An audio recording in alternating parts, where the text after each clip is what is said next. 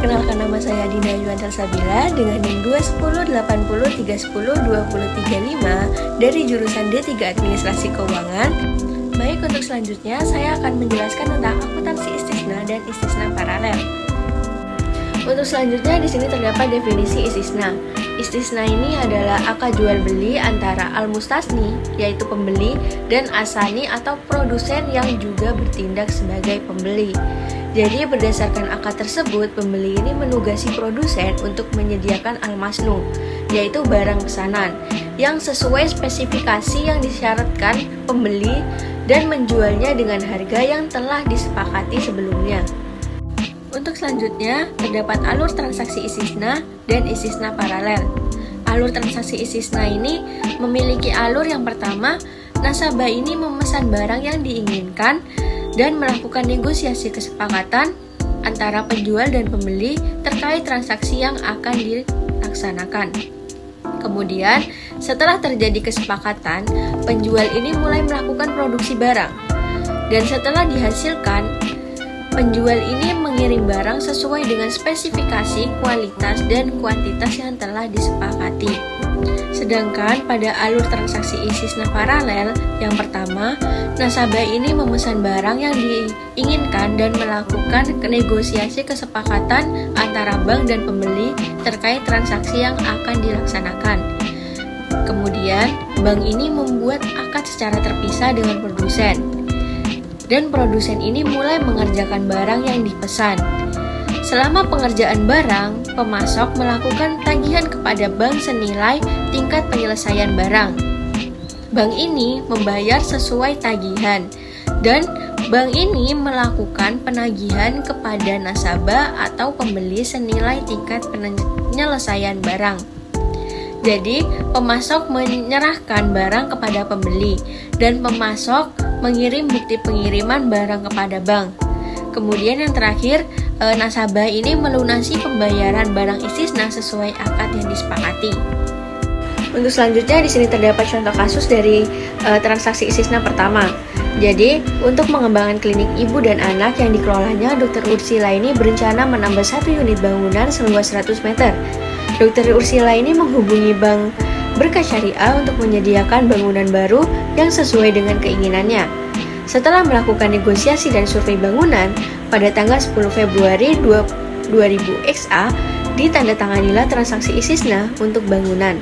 Dan adapun kesepakatan antara Dr. Ursila dengan Bank Berkah Syariah adalah sebagai berikut. Yang pertama, harga bangunan ini sebesar 150 juta rupiah dan lama penyelesaiannya yaitu 5 bulan, paling lambat tanggal 10 Juni. Dan mekanisme penagihan 5 termin sebesar 30 juta rupiah atau termin mulai tanggal 10 Agustus. Dan kemudian mekanisme pembayaran setelah 3 hari setelah tanggal penagihan. Untuk selanjutnya ada transaksi istisna yang kedua, yaitu untuk membuat bangunan yang sesuai dengan Dr. Ursila. Pada tanggal 12 Februari 2000 XA, Bank Berkah Syariah ini memesan kepada kontraktor PT Konstruksi dengan kesepakatan sebagai berikut. Harga bangunan sebesar 130 juta rupiah dan lama penyelesaian 4 bulan 15 hari paling lambat tanggal 25 Juni. Dan mekanisme penagihan 3 termin pada saat penyelesaian, yaitu 20%, 50%, dan 100% kontraktor. Kemudian ada mekanisme pembayaran, dibayar tunai sebesar tagihan dari kontraktor bank. Selanjutnya terdapat penjurnalan transaksi istisna, yaitu transaksi biaya per akad bank sebagai penjual. Di sini, pada tanggal 5 Februari 2000 XA, untuk keperluan survei dan pembuatan desain bangunan yang akan dijadikan acuan barang, Bank Berkah Syariah ini telah mengeluarkan kas hingga sebesar 2 juta rupiah. Jurnalnya pada tanggal 5 Februari 2000 XA, debit beban per akad yang ditangguhkan pada debit sebesar 2 juta rupiah. Kemudian kredit kas pada kredit sebesar 2 juta rupiah. Di sini yang kedua, penandatanganan akad dengan pembeli, bank sebagai penjual. Transaksi istisna ini jadi disepakati pada tanggal 10 Februari. Maka jurnal pengakuan beban per akad menjadi biaya istisna adalah jurnalnya Tanggal 10 Februari 2000 XA, debit biaya istisna pada debit sebesar 2 juta rupiah. Kemudian kredit beban per akad yang ditangguhkan pada kredit sebesar 2 juta rupiah. Selanjutnya, penerimaan dan pembayaran tagihan kepada penjual atau pembuat barang istisna. Mekanisme pembayaran ini dilakukan dalam 3 termin, yaitu 20%, 50%, dan 100%. Pada termin pertama yaitu 20%, tanggal penagihan 1 April sebesar 26 juta dan 8 April 26 juta rupiah. Kemudian yang kedua, 50%, tanggal penagihan 15 Mei sebesar 39 juta rupiah. Kemudian 22 Mei sebesar 39 juta rupiah. Kemudian termin ketiga, 100%, tanggal penagihan 25 Juni sebesar 65 juta rupiah dan 2 Juli sebesar 65 juta rupiah. Jurnalnya pada tanggal 15 Mei 2000 XA, debit aset istisna dalam penyelesaian pada debit sebesar 39 juta rupiah terhadap kredit utang istisna pada kredit 39 juta rupiah. Kemudian pada tanggal 22 Mei 2000 XA, debit utang istisna pembuat barang pada debit sebesar 39 juta rupiah terhadap kredit kas atau rekening nasabah pemasok sebesar 39 juta rupiah.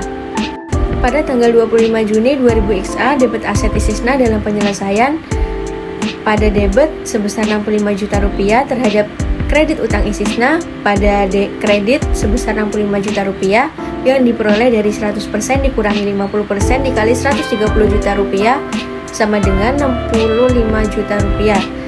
Kemudian tanggal 2 Juli 2000 XA, debit utang istisna pembuat barang pada debit sebesar 65 juta rupiah terhadap kredit kas atau rekening nasabah pemasok pada kredit sebesar 65 juta rupiah. Pembahasan selanjutnya terdapat pengakuan pendapatan istisna. Jadi pengakuan pendapatan di belakang berlaku juga untuk metode persentase penyelesaian di mana tidak terdapat alasan rasional yang kuat untuk mengukur presentasi penyelesaian. Pada metode presentasi penyelesaian, pendapatan diakui sesuai persentase penyelesaian dan menambah nilai aset istisna dalam penyelesaian. Perhitungan pendapatan istisna.